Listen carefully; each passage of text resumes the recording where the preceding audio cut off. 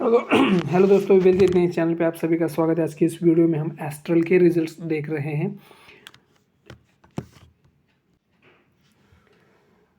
अगर हम revenue from operations की बात करें तो 1370 करोड़ का रेवेन्यू रहा है।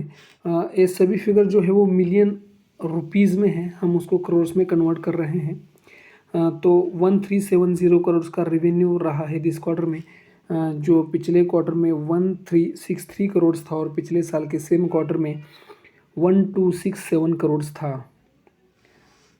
तो अगर हम क्वार्टर ऑन क्वार्टर बेसिस पे देखते हैं तो 0.5% की ग्रोथ हमको दिख रही है रेवेन्यू में। और अगर हम ईयर ऑन ईयर बेसिस पे देखते हैं तो 8% से रेवेन्यू बढ़ा है। अगर हम एक्सपेंसेस की बात करते हैं तो 1222 करोड़ के एक्सपेंसेस रहे हैं दिस क्वार्टर में, जो पिछले क्वार्टर में ऑलमोस्ट 1200 करोड़ के एक्सपेंसेस थे और पिछले साल के सेम क्वार्टर में 1136 करोड़ के एक्सपेंसेस थे। अगर हम क्वार्टर ऑन क्वार्टर बेसिस पे देखते हैं तो 1.9% के एक्सपेंसेस की ग्रोथ दिख रही है। और अगर हम ईयर ऑन ईयर बेसिस पे देखते हैं तो 7.6% की ग्रोथ हमको एक्सपेंसेस में दिख रही है।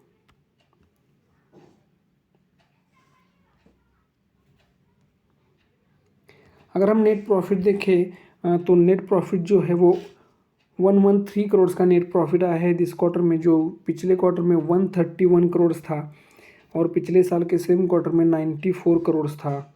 अगर हम क्वार्टर ऑन क्वार्टर बेसिस पे देखते हैं तो 13.7% से नेट प्रॉफिट घटा है। और अगर हम ईयर ऑन ईयर बेसिस पे देखते हैं तो 19% से नेट प्रॉफिट बढ़ा है। हाँ दोस्तों, एस्ट्रल जिस वैल्यूएशन पे ट्रेड कर रहा है उससे मुझे तो इससे बेहतर रिजल्ट की अपेक्षा थी। मुझे लगता है ये स्टॉक में कल प्रेशर दिखाई पड़ सकता है। आपके ये रिजल्ट्स कैसे लगते हैं आप मुझे कमेंट सेक्शन में ज़रूर बताइए। और अगर आपने अभी तक चैनल को सब्सक्राइब नहीं किया तो चैनल को सब्सक्राइब करना मत भूलिए। जय हिंद।